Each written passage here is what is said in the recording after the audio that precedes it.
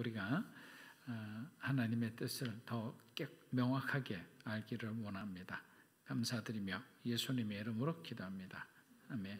자, 오늘 말씀은 빈손으로 가지 말라라는 제목으로 룻기 3장 11에서 18절 말씀 보겠습니다. 우리 11절부터 18절까지 우리 한 절씩 교도하겠습니다.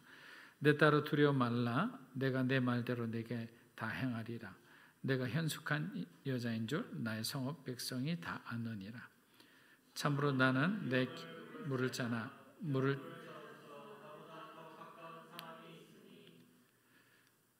제하고 버전이 좀 틀리네요. 어쨌든 제 버전대로 읽겠습니다. 이 밤에 여기서 머무르라.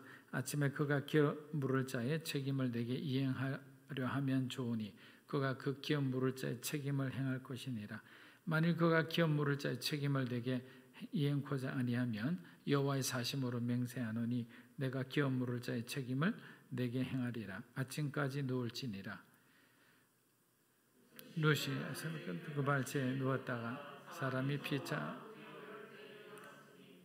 모아스의 말에 여인이 타작 마당에 들어온 것을 사람이 알지 못하여 할 것이라 하였습니다. 보아스가 가로되 내 겉옷을 가져다가 펴서 잡으라. 펴서 잡으니 보리를 6번 대어 룻에게 이어주고 성으로 들어가니라. 그가 가로되 내 딸아 어떻게 되었느냐. 룻이 그 사람의 자기에게 행한 것을 다 고하고 가로되 그가 내게 이 보리를 6번 대어주며 이르기를 빈손으로 내 시모에게 가지 말라 하더이다. 이에 시모가 가로되 내 딸아 이 사건이 어떻게 되는 것을 그 사람이 오늘날 이 일을 성취하기 전에는 쉬지 아니하리라. 아멘. 지난번 우리는 나오미의 말에 순종한 룻이 아주 전략적으로 보아스에게 접근하는 것을 보았습니다. 남자가 먼저 좋아하는 여자에게 사랑을 고백하는 것이 아니라 여자가 분명한 의도를 가지고 그 남자가 가장 약해져 있는 순간 그의 발치로 숨어 들어가 누웠기 때문입니다. 밤중에 놀란 보아스가 몸을 돌이켜보니 어떤 여인이 자기 옆에 누워 있는 거예요. 보아스는 나지막한 소리로 묻습니다. 내가 누구냐? 이런 상황에서도 상대방을 배려하며 큰 소리치지 않는 보아스를 보면 그가 얼마나 인격적으로 성숙하고 훌륭한 사람임을 알 수 있습니다. 그때 의외의 대답이 그의 귓가에 들려왔습니다. 룻기 3장 9절입니다. 이르되 내가 누구냐 하니 대답하되 나는 당신의 여종 룻이오니 당신의 옷자락을 펴 당신의 여종을 덮어줘서 이는 당신의 기업을 물을 자가 됨이니이다 하니.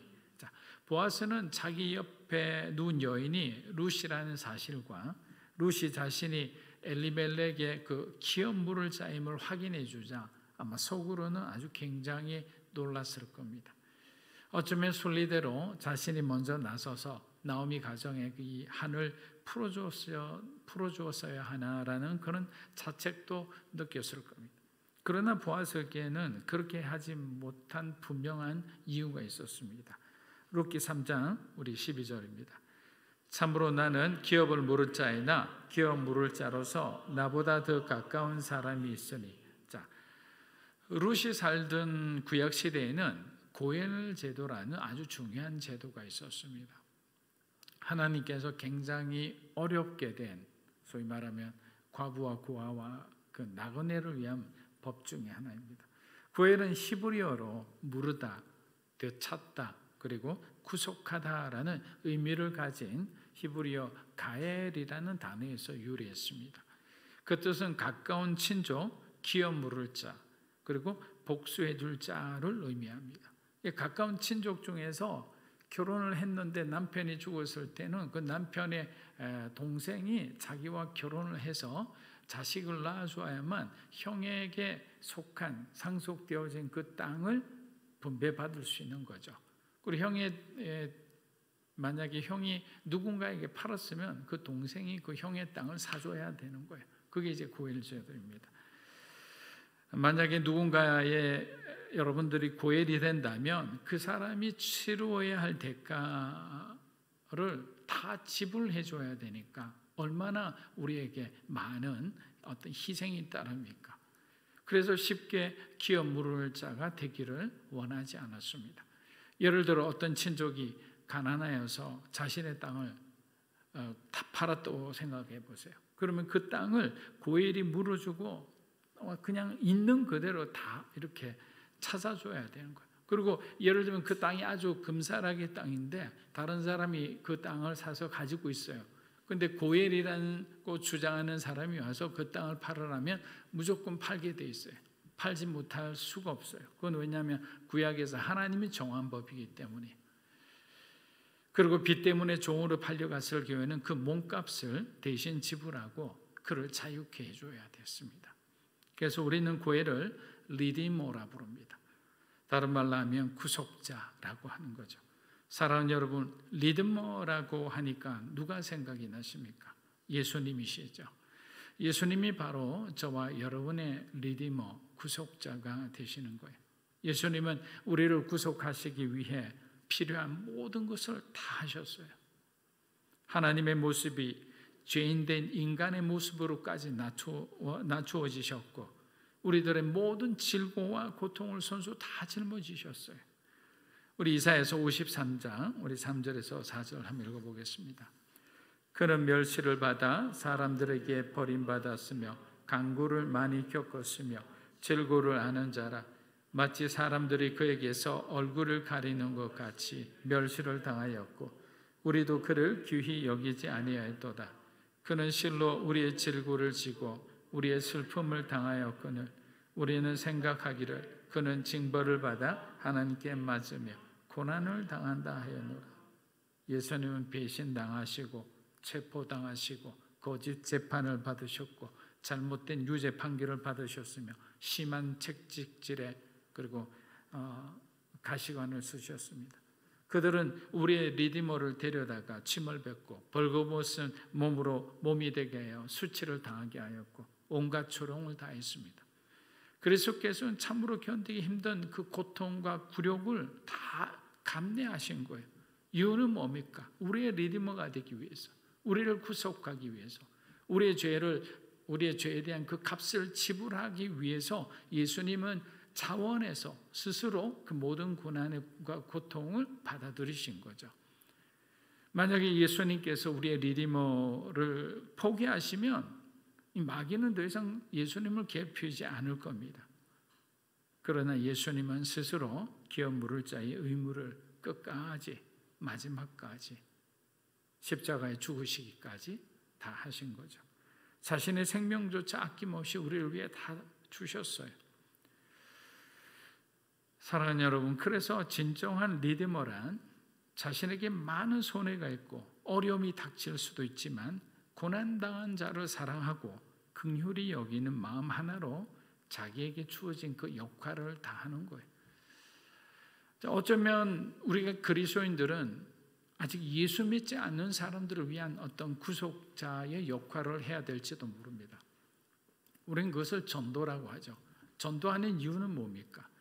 아직까지 예수 믿지 않고 세상에서 방황하고 있는 그 불쌍한 하나님의 그 영혼들을 위해서 우리는 우리의 시간의 대가를 지불합니다. 또 만나는 가운데 우리가 많은 책도 사주기도 하고 여러 가지 식사도 대접하고 크고 작은 여러분의 많은 지출이 또 동반이 되게 됩니다. 그런 어떤 누군가를 위해서 우리가 열심히 그 사람을 품고 기도하고 또 섬기지 않으면 누가 스스로 제 발로 교회로 오겠습니까? 그런 사람은 아주 드뭅니다. 하나님께서 어떤 방법을 통해 인격적으로 그를 만나 주신 사람 외에는 모두가 바로 하나님께서는 교회를 통해서 이 복음이 전파되게 하셨고 또 우리 교회의 성도를 통해서 많은 사람들에게 예수 그리스도를 전할 수 있도록 하신 거예요. 그래서 리디머다, 구속자의 역할이다. 예수님은 당연하다고 생각할지 몰라요. 사람들은 하나님이시니. 그렇지 않습니다. 예수님은 완전한 인간의 몸으로 내려오셨어요. 우리는 그 인자로서 오신 예수님에 대해서 잊어버릴 때가 너무나 많아요. 당연히 예수님은 분명한 목적이 있었고 창조주로서의 어떤 책임감을 느끼고 오셨다. 택도 없는 소리죠. 그렇지 않습니다. 예수님은 지금도 저와 여러분에게 계속 말씀하고 계시는 거예요. 여러 가지 문제가 있더라도 우리가 고민하고 걱정하고 염려하는 동안에 주님 앞에 나와 보세요. 여러분들이 교회에 와서 제일 앞에 여기 앉아서 말씀을 듣고 끝나고 나면 앞에 나가서 무릎을 꿇고 하나님 앞에 기도하고 그런 어떤 영적인 하나님과의 관계 가운데 우리 인생에는 보이지 않는 그 길들을 보게 되는 놀라운 하나님의 은총을 잊게 되는 거예요. 은혜는 누구에게나 다 주어지는 거예요. 은총, 페이버라는 것은 하나님께서 특별히 그 사람에게 지정해서 주시는 거예요. 은혜 받고 은총 받은 자가 되면 얼마나 좋습니까? 그런 하나님 앞에 은총 받는 자가 되기를 주의 이름으로 축복합니다.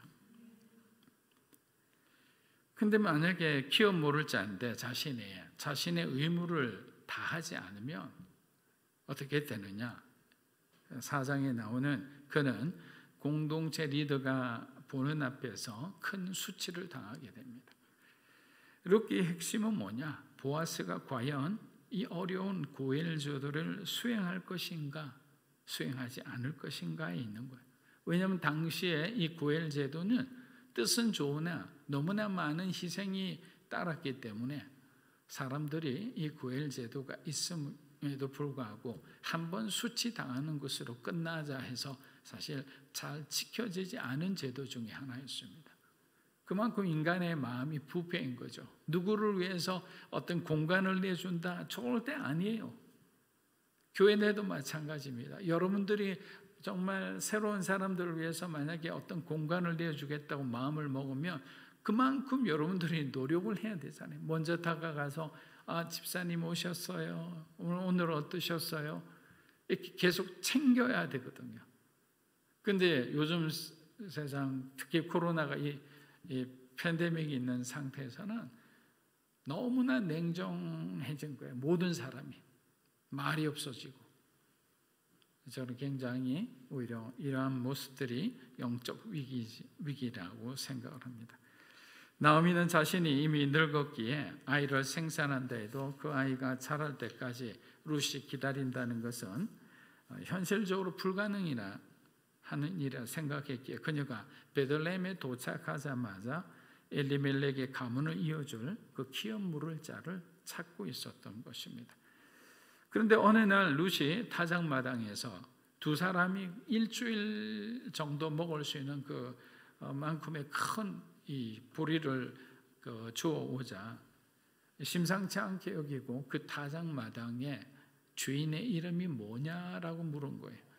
아무것도 모르는 룻은 그 주인의 이름을 말합니다. 보아스라는 사람입니다. 보아스라는 이름을 듣는 순간 그리고 그가 룻에게 은혜를 베풀었다는 얘기를 들었을 때 나오미는 이 일은 하나님으로부터 시작되었다는 것을 감지하게 됩니다. 그를 모압 땅에서 다시 베들레헴으로 부르신 이유가 있는 거예요. 그랬기 때문에 우리들은요 영적 민감함이 굉장히 중요하게 필요합니다. 어떤 일들을 하나님께서 여러분 주위에서 일어나는 일들이 있다면 그것을 그냥 건성으로 보지 마세요. 뭐 이런 일이 있었구나가 아니라 그 일들이 하나하나 어떻게 연결되는지를 잘 살피시고 만약에 그것이 연결되면서 여러분의 마음 가운데 기대하는 마음이 생긴다 하면 그것은 하나님께서 여러분에게 뭔가 좋은 시그널을 보내고 계실 수도 있는 거예요.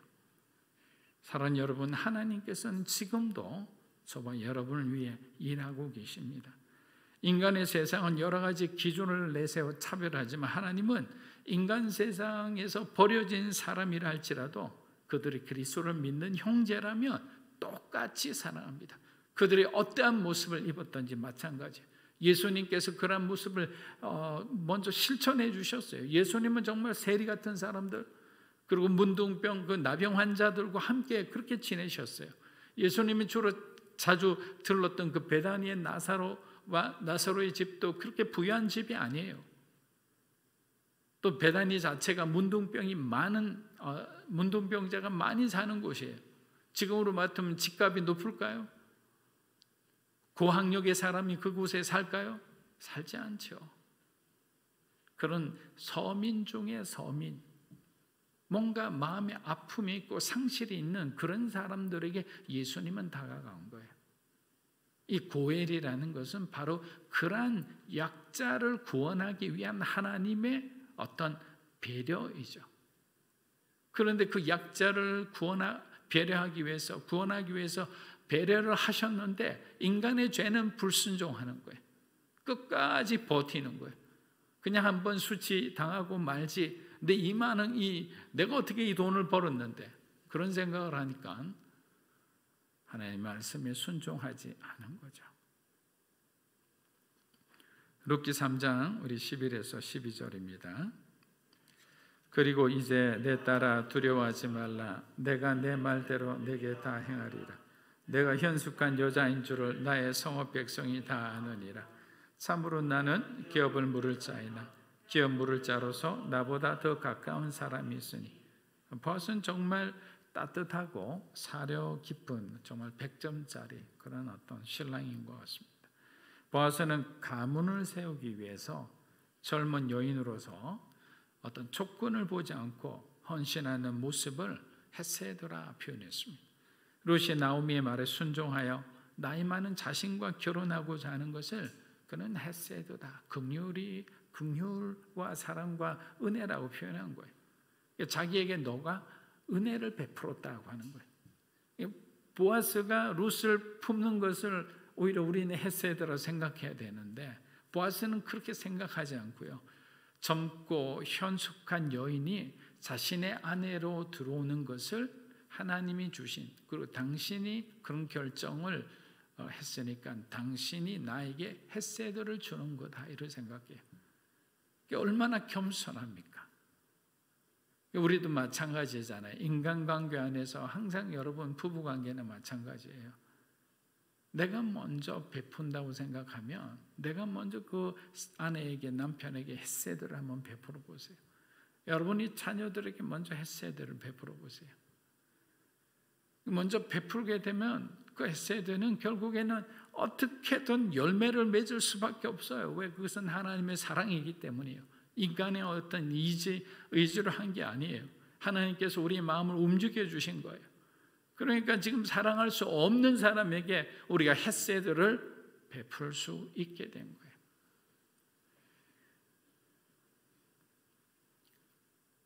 그러나 룻이 이라는 결정을 했던 것은 시어머니에게 효도하기 위한 것만은 아닙니다. 룻은 하나님께서 세우신 이 고엘 제도에 순종하는 거예요.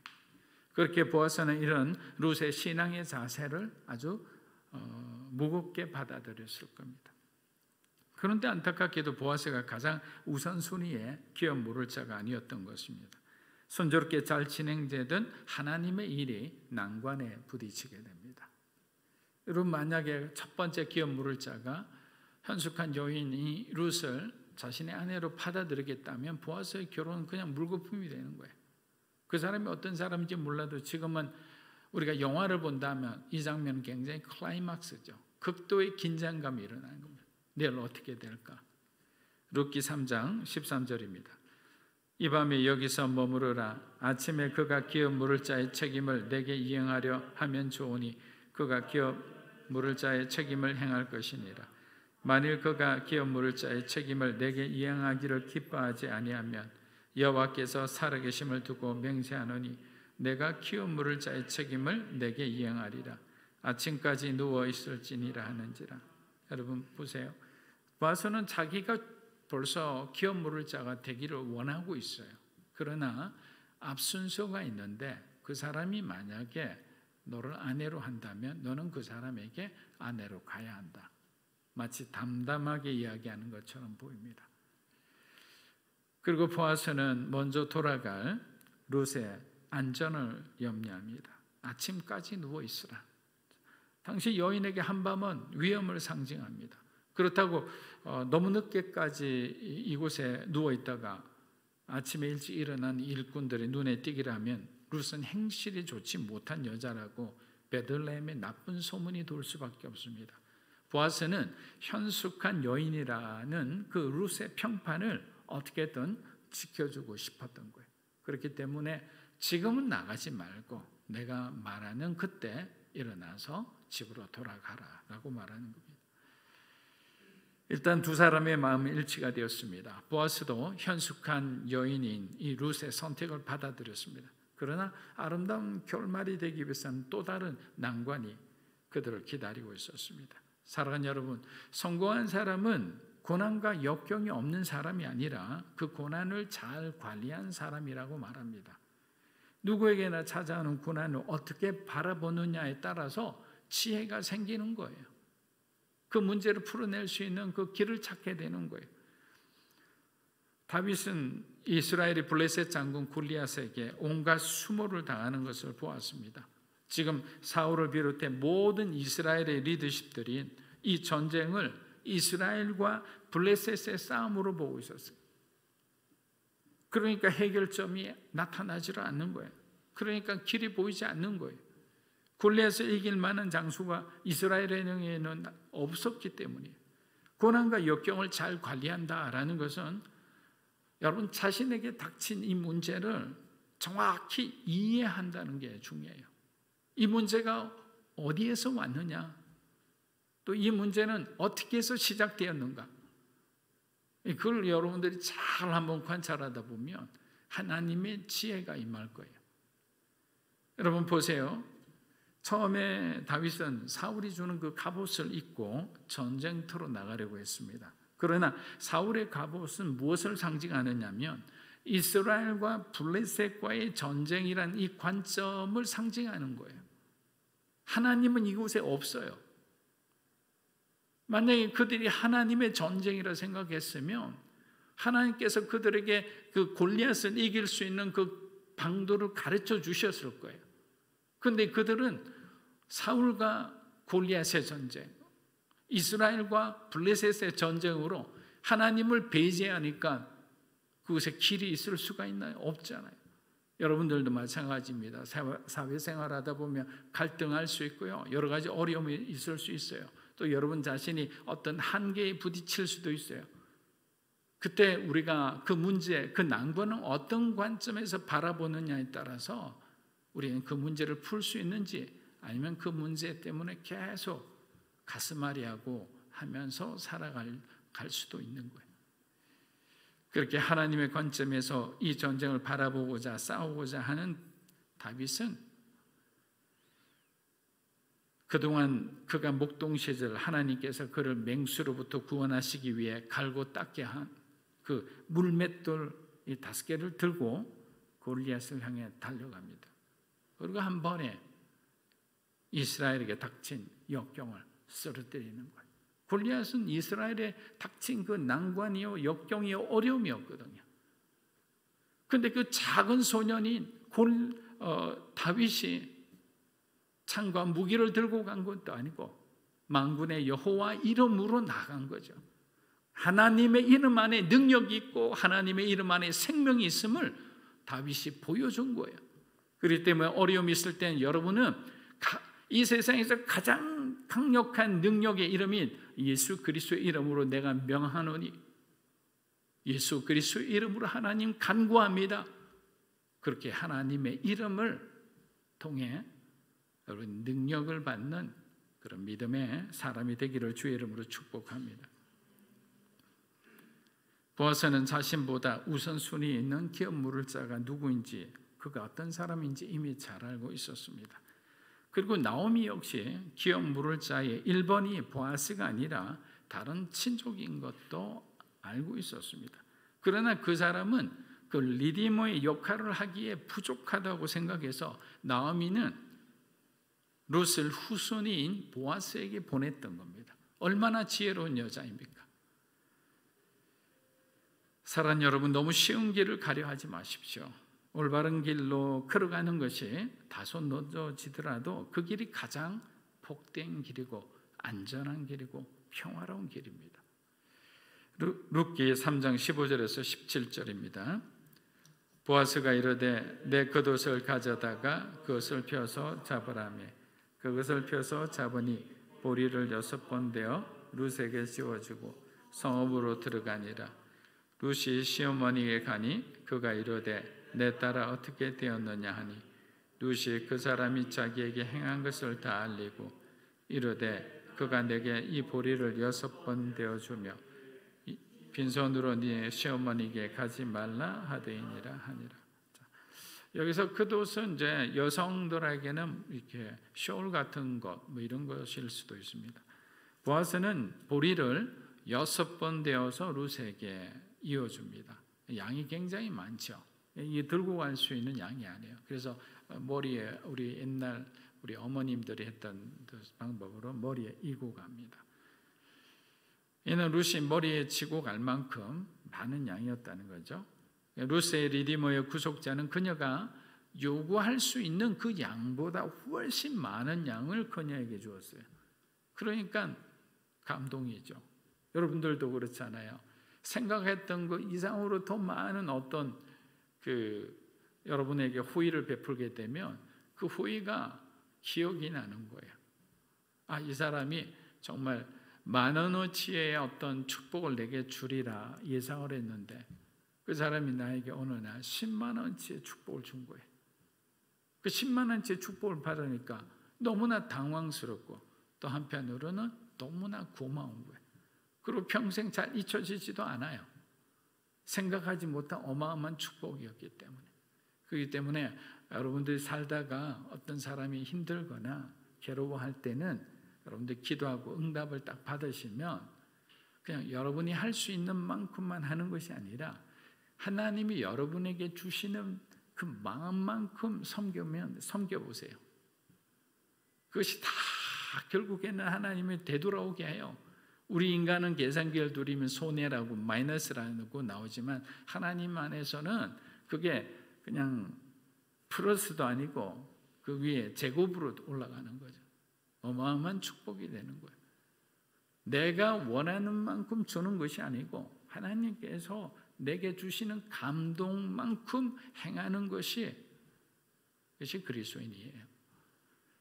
그런데 우리는 내가 할 수 있는 만큼만 하려고 해요. 그런데 잘 생각해 보세요. 만약 우리가 할 수 있는 만큼만 한다면 우리나라는 발전하지 못해요. 예전에 우리 아버지들, 우리 어머니 세대가 정말 그 중동의 그 열사에 날아가서 거기서 정말 그 뜨거운 그 컨테이너 가운데서 자식들 생각하고 아내 생각하면서 그 시간을 버티고 어떤 건설 대국의 기초를 쌓았잖아요. 힘이 지나도록 한 거예요. 힘이 지나도록. 자기들이 할 수 있는 만큼이 아니고 할 수 없는 그 지경까지 간 거예요. 동아건설이 그 대수로 공사, 그 리비아 대수로 공사할 때 어떻게 할 수 있겠어요? 다들 불가능하다고 했는데 근데 한국 사람들은 해냈거든요. 다 그런 것이 뭐냐? 하나님 앞에 저와 여러분이 뭔가를 할 때는 힘에 지나도록 여러분들 스스로 최선을 다할 수 있도록 한번 해보세요. 그게 어떤 인생의 또 하나의 하나님을 경험할 수 있는 방법이라 생각합니다. 룻의 리디머, 구속자, 그 사람이 만약에 보아스였다면 우리들도 마찬가지죠. 우리의 구속자 되신 예수님께서는 어떤 정해진 사랑을 부어주시지 않았어요. 요만큼만 주시지 않았다고요. 예수님이 할 수 있는 요만큼만 준 게 아니고 무한의 사랑을 주셨죠. 한계가 없어요. 자신을 정말 온전히 소비하고 낭비하고 죽음까지 내몰 정도로 우리에게 모든 것을 다 주신 거예요. 그것이 바로 진정한 리디머, 구속자의 삶인 거예요. 만약에 여러분들이 부름받기 싫다면 그렇게 안 살아도 좋아요. 그러나 만약에 하나님을 위해서 쓰임받기 원하는 사람은 여러분의 힘이 아니에요. 하나님이 그런 감동을 줄 때는 또 하나님이 그렇게 할 수 있는 힘을 주세요. 그리고 보란듯이 그 사람에게 축복을 부어주세요. 그것이 하나님의 방법이에요. 그냥 그대로 그냥 손실로 마이너스로 남게 하지 않아요. 우리는 이러한 것들을 요구할 자격이 없는 사람입니다. 우리가 지금까지 저지른 죄들을 생각하면 천국에 간다는 것은 불가능하죠. 그러나 그리스도의 전적인 은혜가 있었기 때문에 우리는 담대히 하나님 나라로 들어갈 수 있는 거예요. 룻은 보아스에게 은혜를 입었고 시어머니에게 이제 다 얘기를 합니다. 그리고 보아스가 그녀에게 마지막으로 한 말을 전해줍니다. 이것은 보아스하고 시어머니인 나오미하고의 어떤 보이지 않는 영적 소통이죠. 그가 빈손으로 시어머니에게 가지 말라 하더이다. 자, 이 말은 무엇을 의미할까요? 이는 보아스가 룻을 받아들이기로 했다는 증거로 이 보리 6대를 하나의 어떤 증표로 준 거예요. 그 나오미는 그 증표를 보고 난 뒤에 보아스의 어떤 정성을 느꼈고 하나님께서 지금 일하고 계신다라고 그녀가 확신할 수 있었던 거예요. 사랑하는 여러분, 하나님의 일은 정성을 다해 일해야 합니다. 서로 존중함으로 감사의 마음을 나눌 때 성령의 역사는 이루어지기 때문입니다. 룻기 우리 3장 18절 읽어보겠습니다. 이에 시어머니가 이르되 내 딸아 이 사건이 어떻게 될지 그 사람이 오늘 이 일을 성취하기 전에는 쉬지 아니하리라 하니라. 자, 나오미는 룻에게 결국 이 모든 일의 성취는 하나님께 속했음을 가르쳐주고 있습니다. 이 일이 성취되기 전에는 그분이 쉬지 아니하리라. 보아스라고 이야기했지만 사실은 하나님이 쉬지 않으시리라는 거죠. 이 말씀은 반드시 너무 초조해하지 말라, 너무 불안해하지 말라. 하나님은 하나님의 정확한 시간에 대답하신다는 거예요. 응답하신다는 거예요. 너희들 환경을 변화시켜 주신다는 거예요. 여기서 가만히 앉아 있으라는 뜻은 그냥 멍하니 있는 게 아니에요. 잠잠히 하나님이 일하시는 것을 인내하며 말씀 안에 거하라라는 거예요. 그분의 사랑 안에 거하고 있어라라는 거예요. 우리 지금 쉽게 말하면 영성을 유지하라 이런 말이죠. 우리 교육자들한테 주로 이런 말을 했죠. 예전에 제가 섬기던 교회에서는 영성 관리를 굉장히 중요시 여겼어요. 교육자들이니까 여러분이 여러분 스스로 하나님과의 개인적인 시간을 반드시 가지고 이 시간에 그 은혜 받은 그 영성을 성도들에게, 섬기는 사역자들에게 흘려보낼 수 있도록 하라고 했어요. 우리 교회도 마찬가지로 생각해요. 교육자뿐만 아니라 저는 이곳에 있는 분들은 거의 다 리더십들인데 여러분들도 마찬가지잖아요. 그런 마음으로 하나님 앞에 나아가면 공급하시는 분이 직접 저와 여러분의 영성을 붙들어 주시고 또 채워주시고 그것이 정말 아름답게 어떨 때는 굉장히 폭발적으로 그 영성이 터져 나가는 걸 보죠. 많은 사람에게 흘러가는 걸 보죠. 우리 에스겔서 47장 봤잖아요. 저는 그 말씀이 저에게 어떻게 보면 레마의 말씀이었어요. 그 말씀을 들으면 흥분이 됩니다. 37장은 정말 마른 뼈 골짜기였잖아요. 그런데 그 마른 뼈 골짜기 어떻게 됩니까? 이제는 성령의 강으로 가득 차게 되는 거예요. 이게 마지막 시대 때 주님의 나라가 왔을 때 우리에게 보여지는 환상인 거예요. 이 새로운 예루살렘에 대한 비전인 거예요. 이러한 비전이 있는데 왜 우리가 멈추겠습니까? 왜 우리가 움찔거리겠습니까? 우리는 이 땅을 위해 살아가는 사람이 아닌데 하나님 나라를 바라보고 그 나라를 위해 예수 그리스도의 이름으로 살아가는 사람들인데 당당해야죠.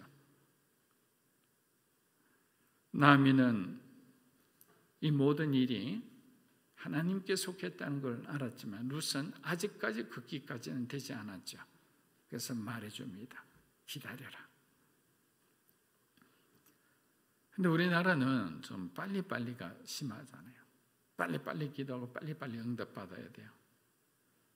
그런데 하나님은 우리들이 원하는 시간에 움직이지 않습니다. 하나님의 시간을 존중하며 기다릴 때 하나님은 우리에게 좋은 축복의 선물을 가져다 주시리라 믿습니다. 보아스는 앞으로 룻을 위해 마땅히 해야 할 일을 하게 될 것입니다.